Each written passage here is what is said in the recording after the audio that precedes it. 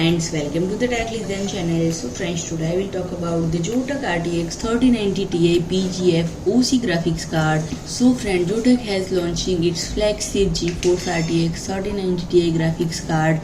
And friends, this card is designed to be a tiny notch above the AMP Extreme Holo and features the company's most elaborate looking cooling solution. And friends, the card ships with the factory overclock of 1890 MHz push, same as the AMP Extreme Holo, and its maximum available power limit is same at 495 watt. And friend, it also likely the PGF OC and the international AMP Extreme Holo share an identical PCB design, and heatsink design appears similar to, and its new is the cooler-shroud and backplate design, which look better throughout than the AMP Extreme Holo. There is hollow space towards the tail end and the card for aesthetic reason, with the shroud ending roughly where the heatsink is. And friend, the backplate has a huge round wedge that can take advantage of the large cutout in the PCB. And friend, the AMP Extreme Holo backplate doesn't fully take advantage of this cutout. And friend, the RGB lighting is also nicely done across the front face of the cooler-shroud. And friend, if you like my video, please do like, share and comment,